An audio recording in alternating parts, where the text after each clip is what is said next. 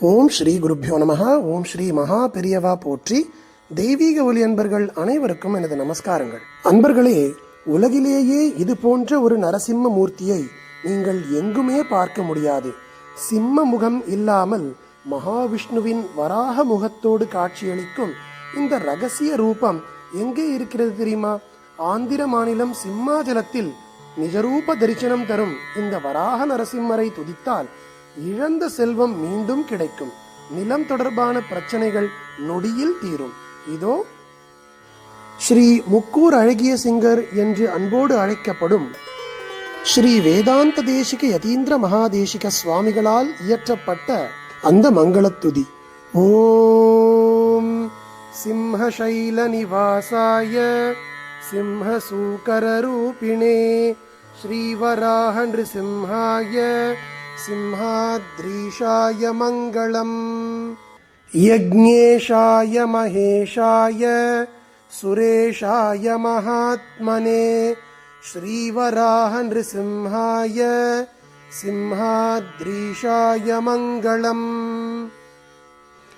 அக்ஷயாய பிரமேயாய நிதயே அக்ஷராய ச ஸ்ரீவராஹ நிருசிம்ஹாய சிம்ஹாத்ரீஷாய மங்களம்.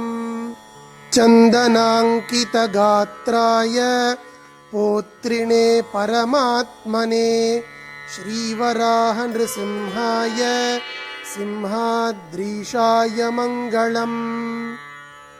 ஸ்ரீ அக்ஷய த்ரிதீயாயாம் நிஜ ரூபதராய ச ஸ்ரீவராஹ நிருசிம்ஹாய சிம்ஹாத்ரீஷாய மங்களம். யதீஸ்வரேணார்ச்சிதாய கதயே சர்வசாக்ஷிணே ஸ்ரீவராஹ நிருசிம்ஹாய சிம்ஹாத்ரீஷாய மங்களம்.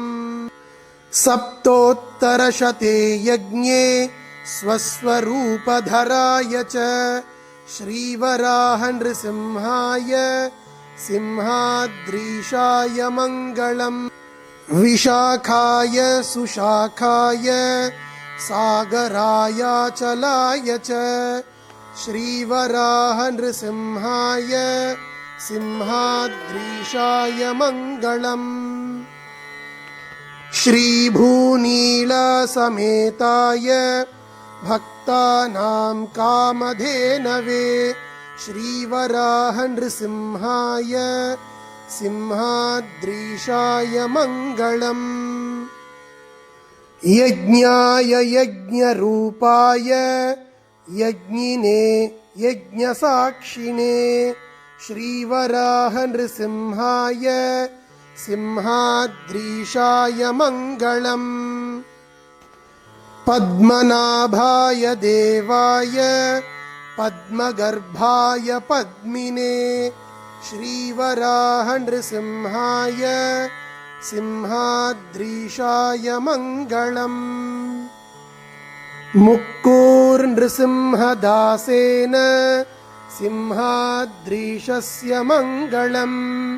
ஸ்ரீரங்கயோகி கிருபயா ப்ரோக்தம் சர்வார்த்ததாயகம். இதி ஸ்ரீ முக்கூர் லக்ஷ்மீ நிருசிம்ஹஸ்வாமினா அனுக்ரஹீதம் ஸ்ரீ சிம்ஹாச்சலவராஹ நரசிம்ஹஸ்வாமி மங்களம் சம்பூர்ணம். அன்பர்களே, இந்த மங்கள பாடல்களை கேட்டாலே உங்கள் இல்லத்தில் லக்ஷ்மி கடாட்சம் நிலைத்து நிற்கும். ஸ்ரீ நரசிம்ம ஜெயந்தி 3வது பாகமான இந்த ஸ்தோத்திர பதிவு உங்களுக்கு பிடித்திருந்தால் உங்கள் நண்பர்களோடு பகிருங்கள். தயவு செய்து சப்ஸ்கிரைப் செய்யுங்கள். நன்றி. ஸ்ரீ குருப்யோ நமஹ. மகா பெரியவா திருவடிகளே சரணம். தெய்வீக ஒலி எங்கும் பரவட்டும்.